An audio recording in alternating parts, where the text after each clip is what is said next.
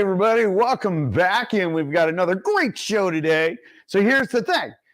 Look, we have real estate sales that are down 30.6% and inventory levels, well, they're heading in a downward trend also. Why is this happening? What the heck is going on? What does this mean for our current real estate market? Well, we're going to go over that. But before we do that, hey, let's go ahead and like, subscribe, and share. Hey, listen, there's no marketing here. This is just all real-time information for you. We're going to go through what is going on in real time in our market. That's going to be super critical because as you're going through and deciding, is this the best time to sell? Is this the best time to purchase? Well, you're going to get that, not on a national level, not what some of the other folks are reporting with their doom and gloomers, but actual real-time information. So remember, smash that subscribe button. Let us know that you like it. Continue to ask questions. We had some really good questions last week, a couple of public ones, which were interesting and fun to engage with. But anyway, keep sending us your questions. We love questions. And we normally get back to you within about 30 minutes. So with that, hey, let's get the show on the road. And let's talk about what the heck is going on, right? When we take a look at the market watch, we take a look at the 7-day running average, right? Let's blow that up for you. Look, we have new listings, 1,121. We had 1,356 go off market. Again, we still have more homes going pended than we do coming on market. That is super important to understand because again, minus 1 week, this has been the trend since the middle of October of 2022. So that means that we still have a pent-up buyer demand. And that is an absolute 100% fact. In fact, just as last week, when we were presenting a number of offers on behalf of our clients, all but one of the homes had multiple offers. All of them, but one. And that's impressive. You might say, well, George, how many is that? Well, that's about 10. So when you consider the fact that we are running through and then getting offers on homes and we are competing against multiple offers, how can our market be doing so bad if we still have buyers looking for inventory, which is what we will get to the next part. As you can see, we also had some sellers that in the green there that actually, well, they kind of missed the market. And that is a very clear message to sellers. Pay attention. If you overprice your home will not sell. For those, we still hear, and it's still surprising, we still hear this message sometimes, I'm gonna push price. And, the buyers, they'll come in, they'll make an offer, but they'll make it, at where they feel it is. No, they won't. They will let it sit on market. Why? Because they're super smart. They know that there are still homes with multiple offers, and they will sit back and wait until you come down to where they want to be. Problem with doing that is it takes money out of your back pocket. Why? Because if your home sells in the first 7 days, you're going to get between 100 and 107% of list price. If you miss that mark, you go out to 20 days. Heck, you're only going to see 98, maybe 96% of list price. Well, right there alone, you've lost up to 4%. Plus, you are now giving concessions to a buyer, if you're the seller, than if you are on the other side. Now, if you're a buyer, you should be looking at the 20 to 40 day mark. Why? Because at 40 days, you're only going to look at 92, 93% of list price. So yesterday, when we were doing a video for some of our clients saying, hey, here are some homes to target. Look, they've been on the market 39, 45 days. Here's where they should be at. And that brings it right back into their price point. And is it real? Absolutely, it's real. So sellers, price your home correctly. Do not become a statistic, or you start pulling dollars out of your back pocket and you give up concessions. That's not what you want to do. Now, if you're representing buyers, or if you're a buyer out there, it's exactly what you want them to do, because then there's less competition for you. Keep that in mind. All right, moving on. Look at that, 918 solds. Remember, that's still looking in the rearview mirror. We are still seeing that activity still continue in a positive direction. We are still doing super well. Now, when we say, well, George, what does that mean, super well? When we take a look at our chart, and thank you to our friends at Trend Graphics, that is not an advertisement. I pay for that service so we can get better real-time information for you guys to make a really good decision. Let's take a look at this chart. Super important chart here. Now, you can see where we got our number at 30.6% less sales because we are 12,000.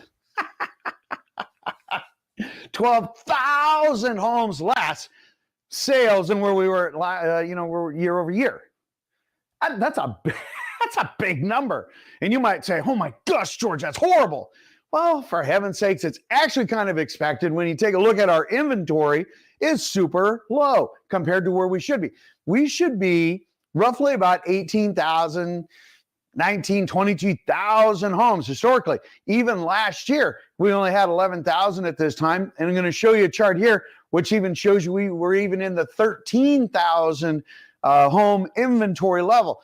And this is all across Washington State. Well, half of Washington State, a little more than half, 3/4 of Washington State. That is a small number of homes to have available. All right. So you can also see that our market time, right, actually has gone up. Let me blow that back up for you. So you can see that last year at this time, we were at 14 average days on market. Now we're at 41 days on market. And that is a big jump. Why?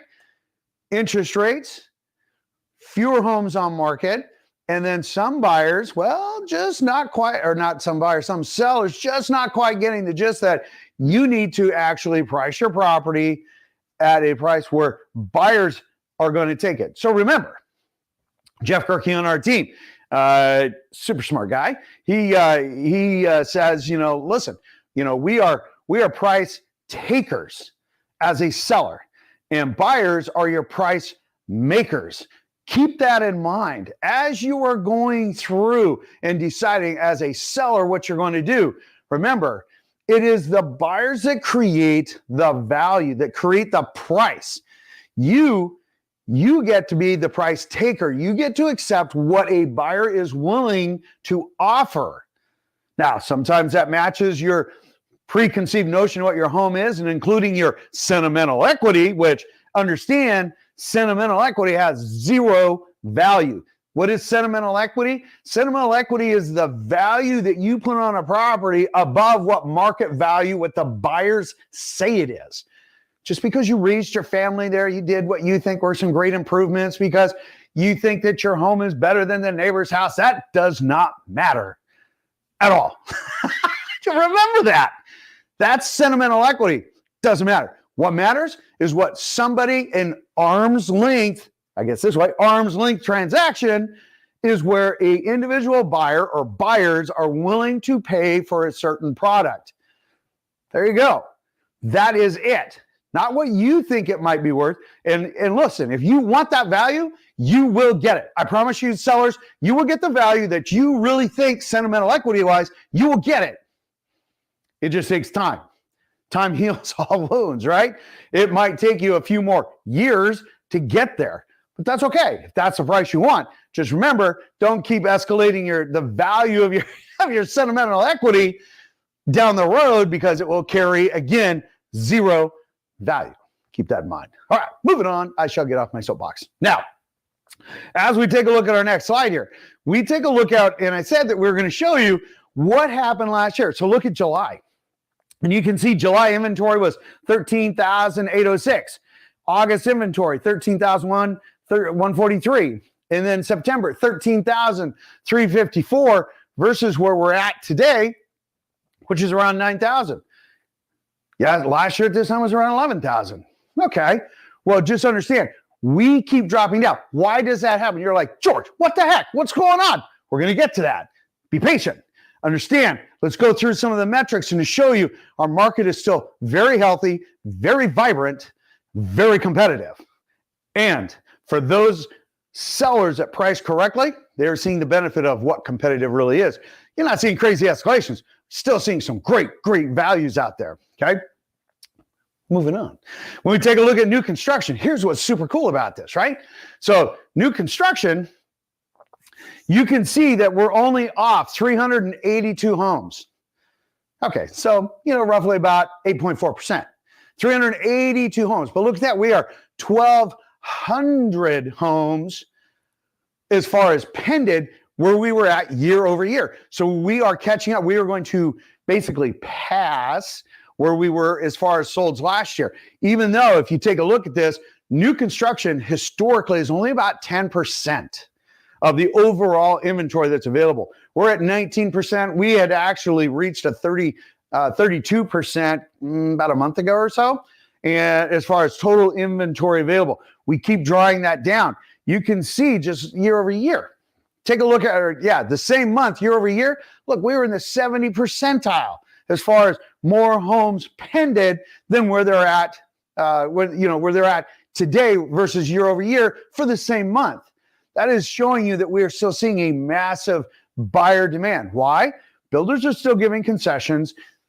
They're still giving good pricing, but because there's such a limited inventory, again, we'll get to that, they are becoming a major shift in that market. That's going to be super important. That's why we're starting to see a lot more builders opening up more homes instead of onesies and twosies. We're seeing, 3 and 4 opening up at one time. One plat, like we discussed last week, there was 15. 13 of them went under contract within a couple of days. Gone, right? Understand, the market is still there. So if you're a seller on the fence, now's still a great time to consider the market because well-priced homes are still selling within 7 days. All right, moving on. Let's take a look at our REO side of things, right? Look, we have 59, and funny enough, we actually emailed 12 people today that show as a, hey, we are an REO. This is a bank-owned home. 12. This goes on the wall of shame.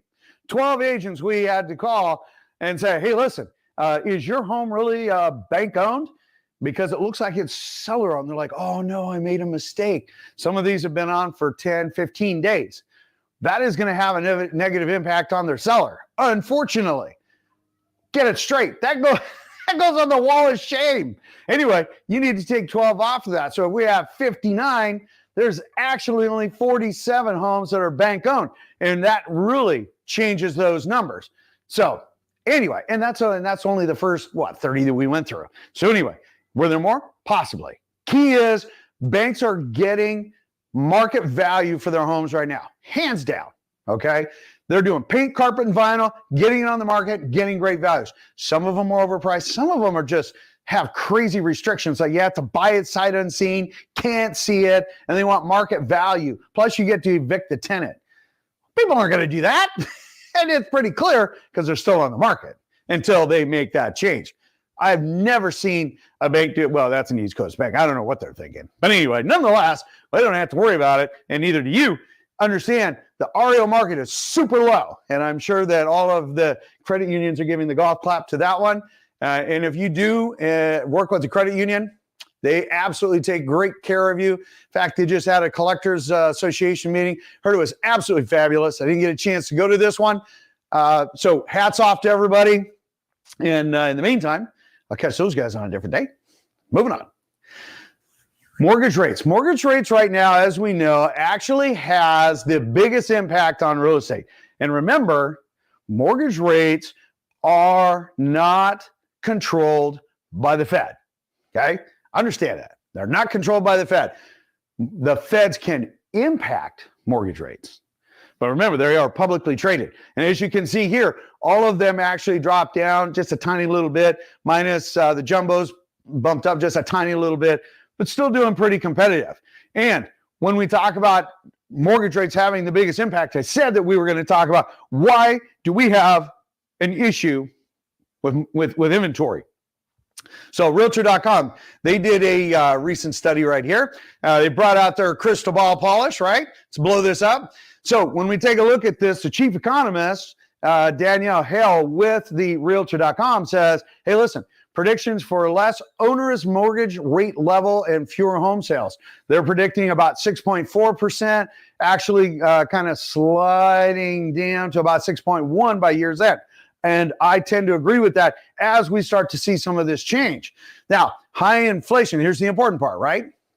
High inflation and the Fed actions to curb it have had a significant impact on the housing market this year.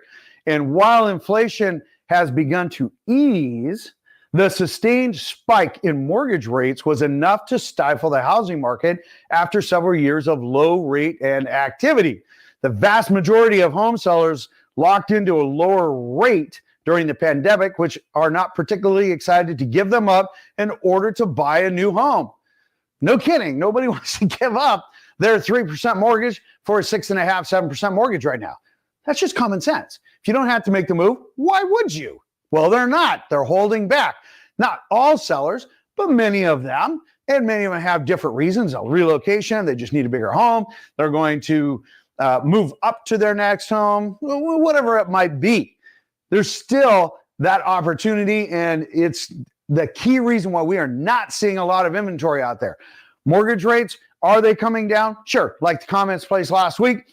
Look, we are predicting, like a lot of other folks, rates will come down into the low sixes by the end of this year, Q4-ish, fourth quarter. 2024, we're actually expecting them to dip into the fives, maybe mid fives. Do I think they're going to get super low after that? No. Will they, if they click into the fives, will the pent-up buyer demand absolutely come out in full force? The answer is yes, they will, and including refinances. It's going to be mayhem and bedlam, and we'll continue to draw down that inventory.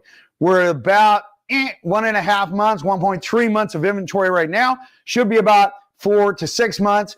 Yeah, in the last 10 years, we haven't been over 2.5 months. So there you go. Anyway, with that being said, you know what this means. Smash that subscribe button.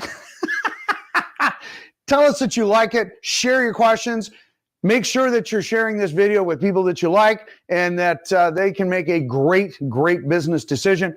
Look, the algorithm, when you do that, just helps to let others know about this. As you can see, there's no selling. Hopefully you found this valuable. Again, share your comments. And in the meantime, I'll see you on the next video, which the next video, we're doing the update 5 questions you should ask when getting quoted mortgage rates. That is next. Hang on. I'll see you on the next video. Take care.